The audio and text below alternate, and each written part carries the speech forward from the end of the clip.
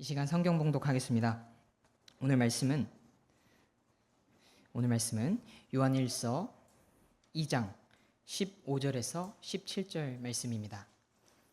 요한일서 2장 15절에서 17절 말씀입니다. 제가 봉독하겠습니다. 세상이나 세상에 있는 것들을 사랑하지 말라. 어떤 사람이 세상을 사랑하면 아버지의 사랑이 그 사람 안에 있지 아니하니 이는 세상에 있는 모든 것, 즉 육신의 정욕과 안목의 정욕과 인생의 자랑이 아버지에게서 나지 아니하고 세상에서 나기 때문이라. 세상도 그것의 정욕도 사라지나 하나님의 뜻을 행하는 자는 영원토록 거하느니라. 아멘. 이 시간 말씀을 위해서 기도하겠습니다. 아버지, 저희가 말씀을 들을 수 있고 또 말씀을 읽을 수 있고 말씀을 선포할 수 있음에 진심으로 감사를 드립니다. 이 얼마나 놀랍고 위대한 은혜인지 모르겠습니다. 저희를 그 말씀이신 예수 그리스도로 말미암아 구원하시고 또 하나님의 자녀라는 신분을 새롭게 허락하여 주셔서 감사드립니다. 하나님, 저희가 하나님의 자녀로서 이 시간 하나님의 말씀을 들으러 왔습니다. 하나님, 저희가 이 말씀을 들을 때 저희의 마음 문을 여시고 생각의 문을 여시고 또 성령의 조명하심으로 말미암아 하나님의 뜻이 무엇인지 바로 알게 하시고 또 그 말씀으로 말미암아 저희 스스로를 돌아보고 다시 한번 헌신을 다짐하는 결단의 시간이 되기를 간절히 소원합니다. 감사드리며 우리 주 예수 그리스도의 이름으로 기도드립니다. 아멘.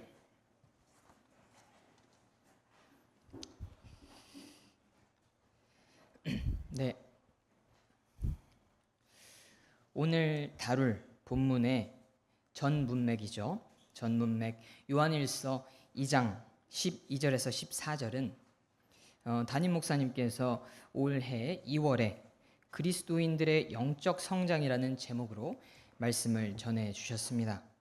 어린 자녀는 죄사함과 하나님의 사랑을 확신하고 젊은이는 하나님의 말씀의 능력으로 승리를 경험하며 아버지는 영원한 존재를 알고 하나님과 교제하는 성숙한 신앙에 이르러야 한다고 말합니다. 또한 성도는 구원에 머무는 것이 아니라 말씀 안에서 계속 자라가며 영적으로 성숙해야 한다는 사실을 우리가 함께 배웠습니다. 그런데 이제 사도 요한은 여기에서 한 걸음 더 나아가 그렇게 성장하는 성도를 향해 무엇을 하지 말아야 하는지 강권합니다. 그 내용은 바로 세상을 사랑하지 말라는 것입니다. 영적으로 성숙해지는 사람은 세상을 점점 더 사랑하는 사람이 아니라 점점 더 하나님의 말씀을 따라 세상과 구별되고 분리된 삶을 살아가는 사람입니다.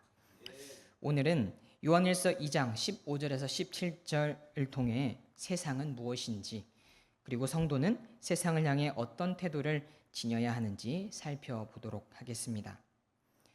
본문에서 사도 요한은 성도들을 향해 아주 분명하고도 강력하게 명령합니다. 세상이나 세상에 있는 것들을 사랑하지 말라. 그렇다면 오늘 본문에서 말하는 세상과 세상에 있는 것들이 무엇인지 궁금하지 않으신가요?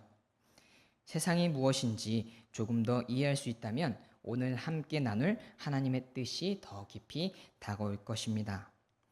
성도 여러분, 오늘 본문에서 말하는 세상에 하나님께서 창조하신 천지 만물이 포함된다고 생각하십니까? 하나님께서 창조하신 자연이 악할까요? 하나님께서 만드신 자연, 산과 숲, 꽃과 바다, 호수와 골짜기는 하나님의 능력과 신성을 보여주는 아름다운 피조 세계입니다. 이 땅의 구조와 자연의 질서, 계절의 변화와 생명체의 신비 속에는 창조주의 성품을 보여주는 수많은 흔적들이 담겨 있습니다. 그래서 우리가 창조주 하나님을 향한 감사와 사랑을 품고 장엄한 창조 세계를 보며 하나님의 위대하심을 찬양하는 것은 잘못된 일이 아니죠. 오히려 하나님께서 만드신 창조 세계를 통해 창조주 하나님을 높이고 감사하는 것은 성도에게 합당한 일입니다.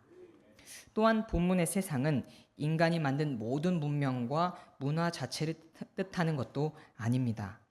인간이 만든 문명과 문화 중에는 악하지 않은 것들이 많이 있습니다. 하나님께서 허락하신 지혜와 기술을 통해 사람들은 편리한 도구를 만들고 교통수단을 만들고 의학을 발전시키고 여러 가지 유익한 것들을 만들어 왔습니다. 성도는 하나님의 그 말씀의 테두리 안에서 이러한 것들을 자유롭게 누릴 수 있습니다. 그래서 우리 육안으로 볼 수 있는 세상에 있는 모든 지식, 물질, 지혜들을 무조건 악하다고는 말할 수는 없습니다. 오늘 본문인 요한일서 2장 15절에서 사도 요한이 말하는 세상은 하나님께서 만드신 자연 세계가 아닙니다. 단순히 사람이 살아가는 땅과 인간의 복지를 위한 여러 지식도 아닙니다. 오늘 본문에서 언급된 세상은 하나님을 떠나 하나님을 대적하며 인간의 욕망과 교만을 중심으로 움직이는 악한 체계를 말합니다. 그 세상의 배후에는 사탄이 있습니다. 성경은 그를 이 세상의 신이라고 부릅니다. 고린도후서 4장 4절에 기록되어 있습니다. 이 세상의 신이 믿지 않는 자들의 마음을 어둡게 하여 하나님의 형상이신 그리스도의 영광스러운 복음의 빛이 그들에게 비치지 못하게 하였느니라. 사탄은 믿지 않는 자들의 마음을 어둠으로 덮습니다. 죄인의 눈을 가려 복음의 빛을 보지 못하게 합니다. 죄를 아름답게 보이게 하고 거룩함을 답답하게 여기게 하며 세상의 쾌락을 자유로 둔갑시키고 하나님의 말씀을 속박의 사슬로 낙인 찍어 버립니다. 이러한 세상은 하나님과 대적 관계에 있습니다. 그러나 결국 세상은 심판을 받게 될 것입니다. 요한복음 12장 31절에 보시면 예수님께서는 이제 이 세상에 대한 심판이 있으니 이제 이 세상의 통치자가 쫓겨나리라 라고 말씀하셨습니다. 또한 이 세상의 지혜는 하나님을 알지 못합니다. 고린도전서 1장 21절은 하나님의 지혜에 있어서는 세상이 지혜로 하나님을 알지 못함으로 라고 말씀합니다. 세상은 자기 지혜를 자랑합니다. 사람의 이성과 철학, 학문을 자랑합니다. 그러나 문제는 세상의 지혜가 하나님을 알지 못한다는 사실입니다. 세상은 인간의 지혜로 모든 것을 설명하려고 하고 하나님의 말씀을 어리석은 것으로 여기며 십자가의 복음을 미련한 것으로 취급하는 무지로 가득합니다. 우리는 이러한 세상과 친구가 되어서는 안 됩니다. 그것으로부터 떨어져야 합니다. 야고보서 4장 4절에 보시면 경고합니다. 세상과 친구가 되는 것이 하나님과 원수가 되는 것인 줄 너희가 알지 못하느냐. 그러므로 누구든지 세상의 친구가 되려는 자는 하나님의 원수니라. 성도 여러분, 세상과 하나님은 친구 관계가 아닙니다. 세상과 하나님은 원수 관계입니다. 세상은 하나님을 사랑하지 않습니다. 세상은 하나님의 말씀을 싫어합니다. 세상은 순종하는 그리스도인을 넘어뜨리려 합니다. 사도 요한은 이러한 세상과 세상의 모든 것을 요한일서 2장 16절에 세 가지로 요약을 합니다. 이는 세상에 있는 모든 것, 육신의 정욕과 안목의 정욕과 인생의 자랑이 아버지에게서 나지 아니하고 세상에서 나기 때문이라. 첫 번째, 육신의 정욕은 무엇입니까? 성경에서 말하는 육신은 죄를 추구하는 인간의 타락한 성향을 가리킵니다.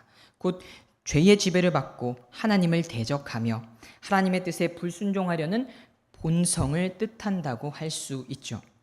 이 육신의 본성, 즉 타락한 본성은 아담의 범죄 이후로 인간에게 들어왔습니다. 그래서 사람은 태어날 때부터 하나님을 사랑하고 하나님의 뜻에 순종하는 존재가 아니라 자신을 중심에 두고 자신의 뜻대로 살아가려는 죄성을 지니고 있게 됩니다.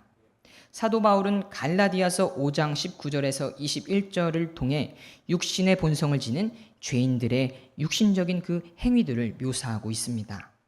한편 육신의 행위들은 명백하며 그것들은 이것들이니 곧 간음과 음행과 부정함과 세욕과 우상숭배와 마술과 증오와 불화와 시기심의 경쟁과 진노와 다툼과 폭동과 이단 파당과 시기와 살인과 술 취함과 흥청됨과 또 그와 같은 것들이니라. 이러한 행위들은 육신을 따라 살 때 누구에게나 나타날 수 있는 죄의 열매들입니다. 하나님께서 이러한 행위들을 기뻐하시겠습니까? 영광을 받으시겠습니까?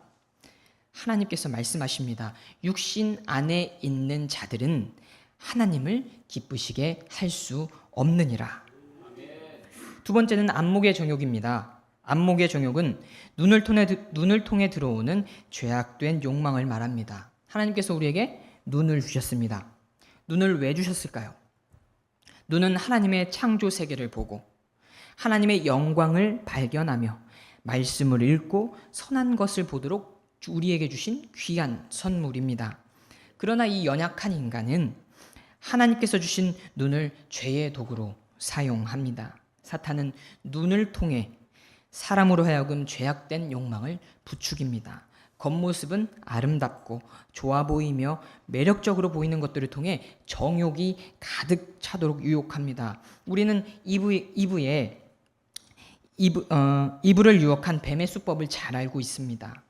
여자가 보니 그 나무가 먹기에 좋고 눈으로 보기에 아름다우며 사람을 지혜롭게 할 만큼 탐스러운 나무이므로 그녀가 그것의 열매를 따서 먹고, 이브의 불순종은 눈으로부터 시작되었습니다. 결국 이 눈으로 들어온 정욕이 하나님의 말씀보다 더 크게 보이기 시작했습니다.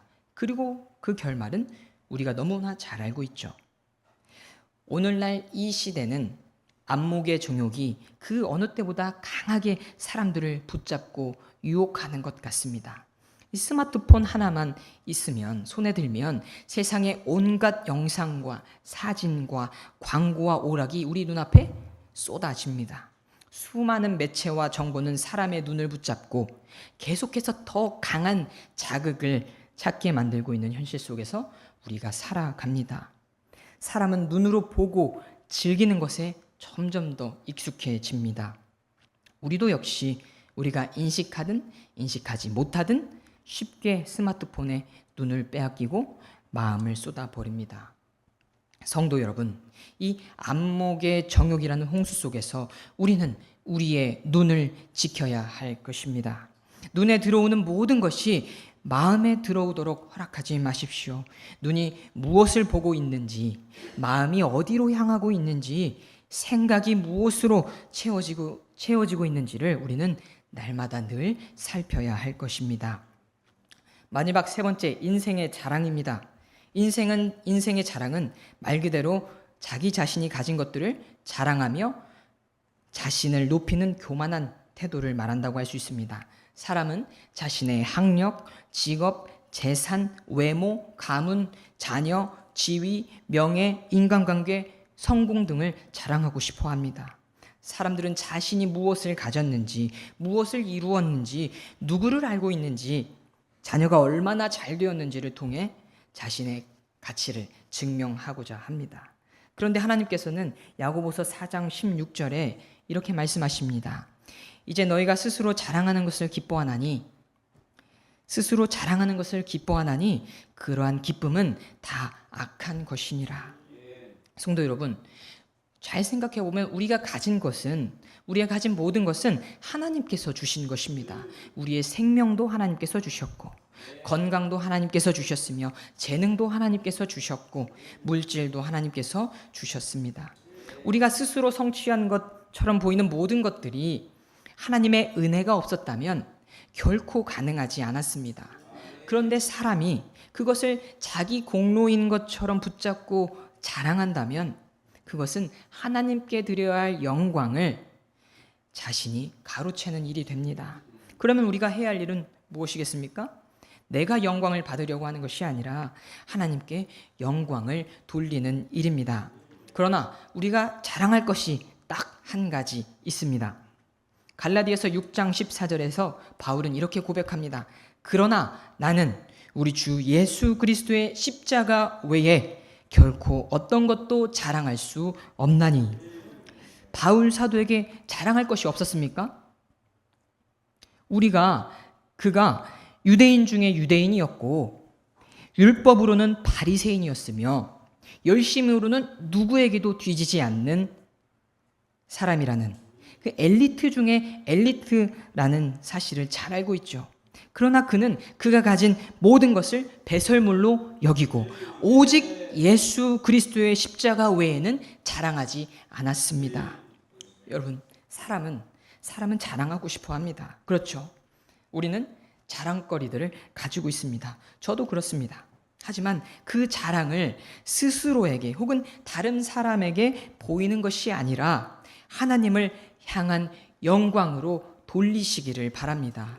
그 대신에 우리의 유일하고 가장 뿌듯한 우리 주 예수 그리스도의 그 십자가만을 자랑하기를 소원합니다. 우리는 사도 요한을 통해 세상을 사랑하지 말라는 강력한 경고를 듣고 있습니다. 사랑하는 성도 여러분, 우리 구원받은 성도는 이제 더 이상 세상을 사랑하는 자가 아니라 세상으로부터 구별된 삶을 살아가는 자들입니다. 우리는 육신의 정욕, 안목의 정욕, 인생의 자랑이 가득한 이 세상의 풍조에 휘말려서는 안 될 사람들입니다. 세상의 가치관에 동화되는 건 역시 배격해야 합니다. 세상이 좋아하는 것을 아무런 분별 없이 좋아하고 세상이 추구하는 것을 그대로 따르며 세상이 자랑하는 것을 함께 자랑할 필요도 없습니다. 왜 그렇습니까? 세상과 세상에 있는 것들은 하나님 아버지로부터 나온 것이 아니기 때문이죠. 그것들은 결국 하나님을 기쁘시게 할 수가 없습니다. 그렇다면 우리 성도는 어떻게 하나님을 기쁘시게 하고 그분께 영광을 드리는 삶을 살 수 있을까요? 우리는 먼저 하나님께서 어떤 분이신지 파악할 필요가 있습니다. 여러분, 하나님의 성품은 무수히 많습니다. 그 중에서 성도가 반드시 붙들어야만 알아야만 할 그분의 성품 가운데 하나는 바로 하나님의 거룩하심입니다. 이사야 6장 3절에 보시면 천사들이 하나님을 찬양하는 모습을 보게 됩니다. 거룩하다, 거룩하다, 거룩하다 군대들의 주여, 그분의 영광이 온 땅에 충만하도다. 또 요한계시록 4장 8절에 보시면 내 짐승들이 밤낮 쉬지 않고 이렇게 외치죠. 거룩하다, 거룩하다, 거룩하다. 주 하나님 전능자여. 그분은 전에도 계셨고 지금도 계시고 앞으로 오실 분이시니라. 하나님은 거룩하십니다. 한 번만 거룩하신 것이 아니라 거룩하신 분입니다. 이는 하나님께서는 완전히 거룩하신, 조금도 흠없이 거룩하신 분이라는 것을 보여주는 말씀입니다. 여러분, 거룩이란 무엇입니까? 거룩은 구별을 의미합니다. 또한 분리를 의미하지요. 하나님께서는 죄와 구별되신 분이시며 세속과 분리된 분이시고 악과는 전혀 관계가 없으신 분이십니다. 하나님은 인간이 만든 우상들과 같지 않으시고 세상의 죄악된 문화와 같지 않으시며 타락한 인간의 생각과도 같지 않으십니다. 하나님은 세상과 인간과는 완전히 차원이 다르신 분이십니다. 우리는 그 하나님의 거룩하심을 이스라엘 백성을 통해서도 알 수 있습니다. 하나님께서는 이스라엘 백성을 이집트에서 불러내셨죠. 그 이집트는 우상 숭배로 가득 찼을 뿐만 아니라 죄의 속박에 묶여있던 어둠의 장소였습니다. 그러나 하나님께서는 이스라엘 백성을 그곳에서 꺼내시고 파라오의 지배 아래 있던 종의 생활에서 해방케 하셨습니다. 그리고 이스라엘 백성은 이집트를 떠나 광야를 통과하며 약속의 땅 가나안을 향해 나아갔습니다. 그들이 이집트에서 멀어지면 멀어질수록 이집트에서의 삶과는 분리되었고 가나안 땅에 가까워지면 가까워질수록 하나님께서 약속하신 새로운 삶에 가까워집니다. 그리고 하나님께서는 모세를 통해 명령하시는데 그 명령은 거룩하라입니다. 레위기를 보면 정결한 것과 부정한 것, 거룩한 것과 속된 것을 구별하는 말씀이 반복해서 나오죠. 하나님께서는 자신의 백성이 세상 민족들과 똑같이 살기를 원하지 않으셨습니다. 어떻게 살기를 원하셨습니까? 분리된 삶, 구별된 삶, 즉 거룩한 삶이었습니다. 레위기 20장 26절에서 하나님께서 말씀하십니다. 나 주가 거룩하며 또 너희를 내 소유 삼으려고 다른 백성들로부터 너희를 떼내었으니 너희는 내게 거룩할지니라. 이 명령은 오늘날 구원받은 우리에게도 그대로 적용됩니다.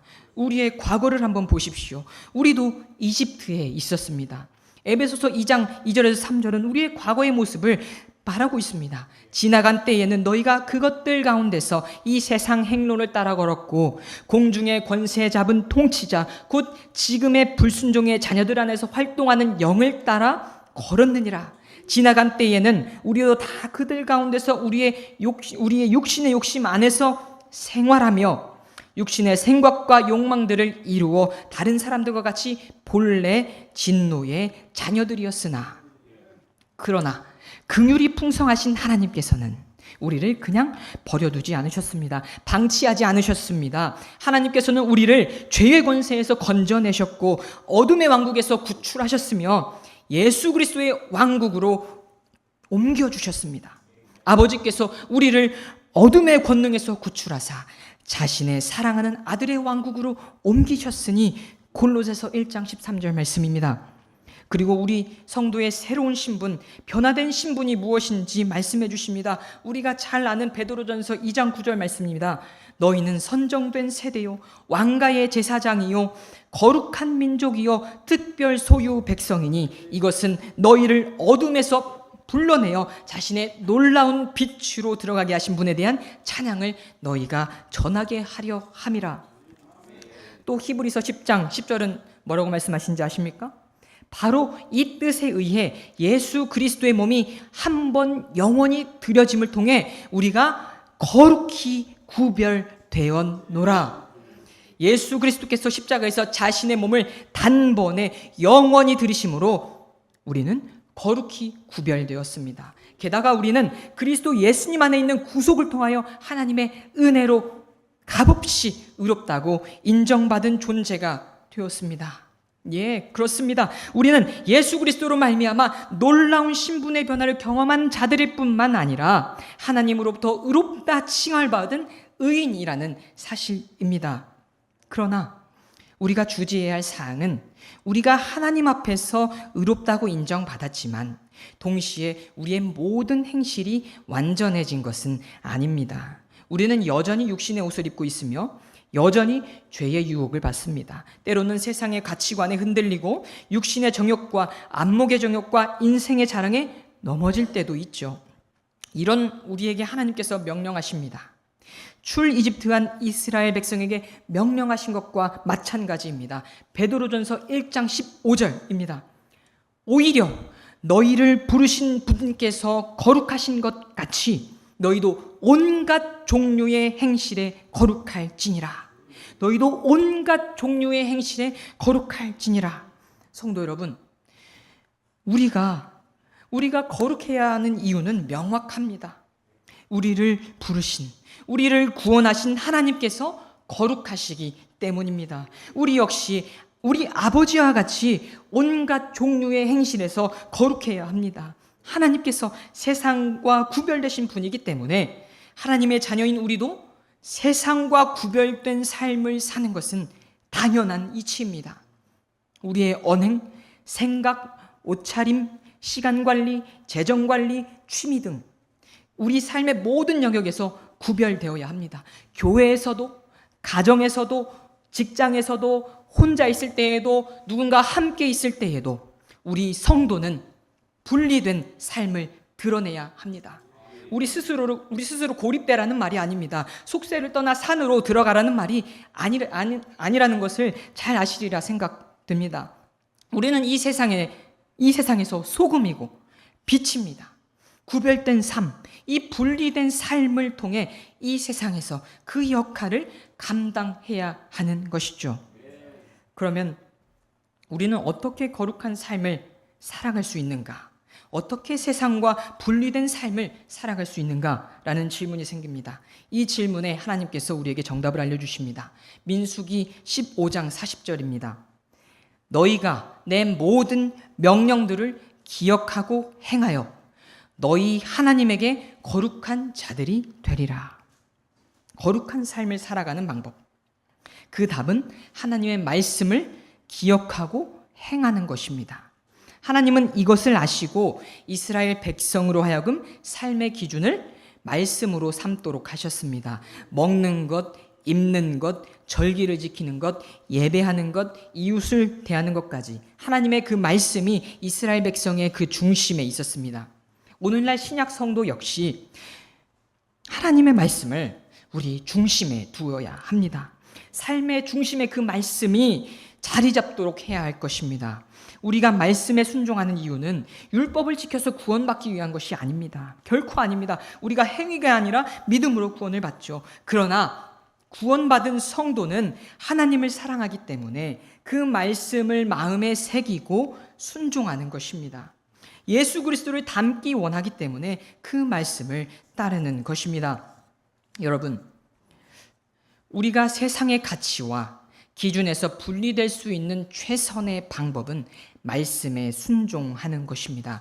말씀을 기준으로 삼을 때 우리는 세상이 말하는 성공과 하나님의 성공을 구별하는 분별력이 생기게 됩니다. 그 분별력이 하나님의 길로 인도하는 우리 발에 등불이 될 것이며 우리가 걸어가는 길에 빛이 될 줄로 확신합니다. 결론적으로 우리에게 필요한 것은 말씀으로 우리의 삶을 꾸려 나가는 방법을 연습하고 훈련하는 것입니다. 디모데전서 4장 7절과 8절은 말씀합니다. 속된 것들, 즉 늙은 부녀들의 꾸며낸 이야기들을 거부하고 도리어 하나님의 성품에 이르도록 스스로 훈련하라. 육체의 훈련은 유익이 거의 없으나 하나님의 성품은 모든 일에 유익하며 현재의 생명과 다가올 생명의 약속을 지니고 있느니라. 여러분, 거룩한 삶은 저절로 이루어지지 않습니다. 끊임없는 노력과 수고, 강한 집념이 우리를 구별된 삶, 분리된 삶으로 이끕니다. 어렵죠. 귀찮죠. 피곤하죠. 눈에 당장 보이는 열매는 없죠. 그러나 그럼에도 불구하고 우리는 하나님을 두려워하며 지속적으로 계속해서 훈련을 실시해야 합니다. 저희 아이들은 돌 때부터 지금까지 매우 짧은 시간이지만 주일을 제외하고 매일 말씀 암송하는 시간을 가졌습니다. 가장 처음 무엇부터 시작해야 한다고 생각하시나요? 개인적인 경험을 말씀드리자면 먼저 아버지의 저의 음성, 제 부름에 응답을 해야 합니다. 누구누구야? 말씀 암송하자. 이 음성을 알아듣고 네 아빠 하며 이제 제게 와야 됩니다. 그리고 소파나 의자 혹은 뭐 제 무릎에 앉혀서 지금은 말씀 암송하는 시간이야 라고 말합니다. 그런데 이 부르고 응답하고 착석하는 이 짧은 과정이 듣기에는 쉽고 간단할 수도 있습니다. 그러나 이게 생각보다 간단한 과정이 아닙니다. 물론 아이들마다 차이가 있겠지만 이러한 과정을 수도 없이 반복을 했습니다. 수없이 반복했습니다. 지속적으로 훈련하고 한 계단씩 오릅니다. 저희 아이들은 제가 이제 쭉 하다 보면 가장 먼저 말씀을 암송해야 될 게 뭐냐고 생각을 해봤는데 에베소서 6장 1절에서 4절 말씀을 가장 처음 암송을 시켰습니다. 근데 고엘이 같은 경우는 돌 때부터 하지만 걔는 좀 느렸어요. 제 개인적으로 다른 아이들보다. 그래서 말을 하면 이렇게 자녀들아 하면 너희 부모에게 순종하라. 알아. 이것이 옳으니라. 이렇게 하는 거예요. 그때는 그래서 이러면 안 되겠다. 그래서 그러면 아빠 잘 따라해봐. 배, 소, 서. 이렇게 한 장씩 한 걸음씩 한 단계씩 올려서 쭉 암송을 했습니다. 물론 지금도 암송을 못합니다. 그렇지만 제가 한 문장을 말하면 이제 한 문장을 따라할 수 있는 정도의 수준은 됐습니다. 물론 지속적으로 훈련하고 한 단계 한 단계씩 오르게 되는데 이 과정 가운데 여러 가지 갈등도 발생하고 어려움도 있습니다. 정말 하기 싫을 때도 있습니다. 너무 피곤할 때요. 느리고 실수해도 반복해야만 합니다. 왜 그렇습니까? 모든 것을 말씀으로 창조하시고 이 창조 세계를 그 말씀에 따라 유지하시고 보존하시는 주인이신 하나님께 순종하는 것이 옳기 때문입니다. 말씀을 알아야 그분의 뜻을 알 수 있고 거룩하신 하나님을 닮아 구별된 삶, 분리된 삶을 살아갈 수 있기 때문이죠. 이렇게 지속적으로 반복한 이 세 명의 아이들은 이제 말씀 암송하는 시간이 매우 자연스러워졌습니다. 반복 훈련은 하나님의 방법입니다. 하나님께서 이스라엘 백성에게 말씀과 율법들을 반복해서 자녀들에게 가르치라고 말씀하셨죠. 그 이유는 그들이 하나님의 선민이기 때문입니다. 그리고 선민으로서 구별된 삶, 분리된 삶, 그리고 다음 세대를 향한 그 신앙의 전수에 그 목적이 있었습니다. 오늘날 교회도 마찬가지입니다. 하나님께서도 교회를 향한 말씀과 명령을 주셨습니다. 복음 전파하는 것, 침례와 주의 만찬, 교회의 직분, 교회의 질서, 성경적인 남녀의 분리, 역할, 경건한 옷차림, 거룩한 음악과 예배 방법 등 성경이 가르치는 원칙들이 있습니다. 지켜야 합니까? 지키지 말아야 합니까? 당연히 하나님의 그 말씀을 우리는 지켜야 합니다. 사람들에게 보이기 위해서 지켜야 합니까? 아닙니다. 교회의 거룩함, 구별, 분리를 위한 것입니다. 또한 성도 개개인도 성경전서 66권에 기록된 하나님의 말씀을 반복해서 읽고 묵상하고 암송하고 연구해야 합니다. 우리는 거룩한 습관을 만들고 경건에 이르는 훈련을 지속해야 합니다. 그래야 하나님의 뜻이 무엇인지 알 수 있고 그래야 세상을 사랑하지 않을 수 있습니다. 그래야 육신의 정욕과 안목의 정욕과 인생의 자랑의 유혹에서 승리할 수 있으리라 믿습니다. 요한복음 17장에 예수님의 기도가 기록되어 있습니다. 17절에서 예수님은 이렇게 기도하십니다. 아버지의 진리로 그들을 거룩히 구별하옵소서. 아버지의 말씀은 진리이니이다. 우리를 거룩하게 하는 것은 다른 것이 아닙니다. 바로 하나님의 진리의 말씀입니다. 여러분, 말씀을 붙들어야 합니다. 우리를 구별되게 하는 말씀을 마음에 새겨야 합니다. 말씀을 따라 생각하고 말씀을 따라 선택하는 분리의 삶이 우리에게 정말 진실로 가장 필요한 것입니다. 우리의 생각은 지금 어디로 향하고 있습니까? 우리의 마음이 세상과 세상의 것들을 향하고 있지는 않습니까? 육신의 정욕과 안목의 정욕과 인생의 자랑이 우리의 마음을 지배하고 있지는 않나요? 사랑하는 형제 자매 여러분, 우리는 매일 자신을 돌아봐야 합니다. 우리의 생각이 세상에 동화되지 않도록 힘써야 합니다. 로마서 12장 2절의 말씀처럼 이 세상에 동화되지 말고 생각을 새롭게 함으로 변화를 받으십시오. 그래서 하나님의 선하시고 받으실 만하며 완전하신 뜻이 무엇인지 분별하는 우리가 되기를 진실로 원합니다. 세상을 사랑하여 하나님의 그 사역을 떠난 사역자 데마를 잘 아실 것입니다. 우리는 그와 같이 되어서는 안 됩니다. 그와 같이 어리석은 선택을 답습하면 우리의 마지막은 하나님 앞에서 부끄러워질 것이 분명합니다. 예수님께서 말씀하신 첫째 명령을 다시 기억하시기를 바랍니다. 너는 내 마음을 다하고 혼을 다하고 생각을 다하고 힘을 다하여 주 내 하나님을 사랑하라. 이것이 첫째 명령이니라. 형제 여러분, 자매 여러분, 세상을 사랑하지 마십시오. 세상에 있는 것들을 따르지 마십시오. 하나님의 그 말씀을 사랑하십시오. 말씀을 통하여 세상과 분리된 그 신앙을 지키십시오. 고수하십시오. 우리의 분리되고 이 구별된 신앙이 우리의 삶에서도 우리의 삶에서도 드러나기를 바랍니다. 우리의 신앙과 우리의 삶이 일치되기를 소망합니다.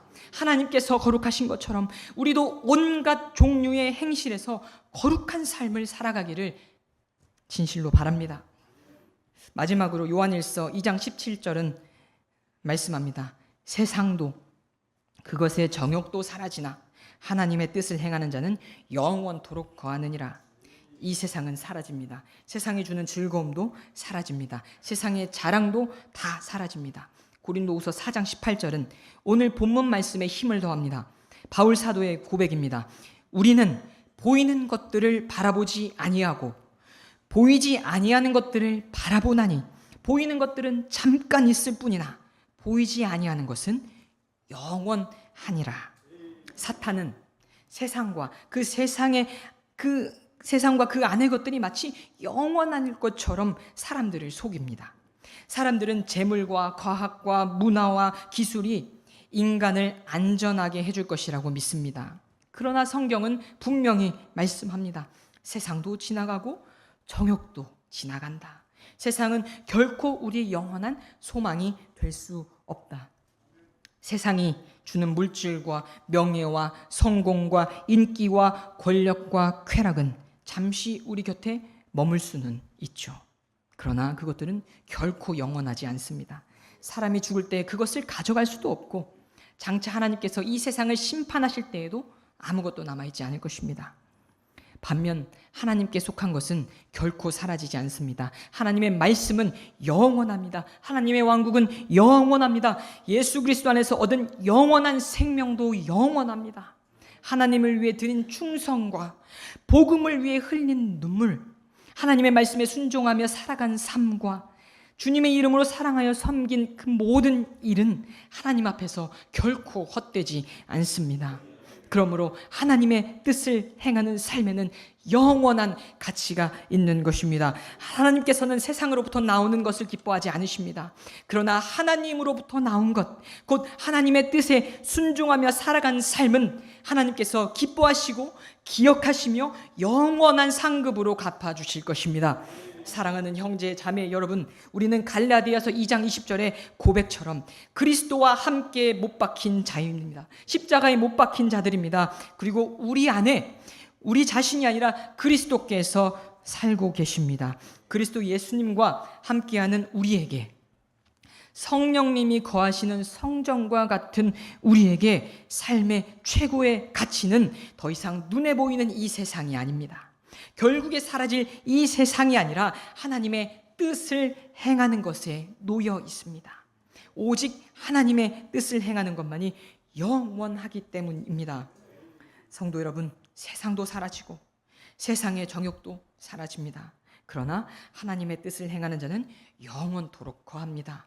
그러므로 사라질 이 세상을 사랑하지 말고 영원하신 하나님을 사랑하시기를 바랍니다. 잠시 보이는 것을 붙들지 말고 영원히 남는 것을, 지속되는 것을 붙드시기를 바랍니다. 하나님의 말씀에 순종하며 세상과 구별된 거룩한 삶을 살아가고 영원한 하나님의 왕국을 바라보며 살아가는 저와 여러분이 되기를 간절히 기도합니다. 아멘.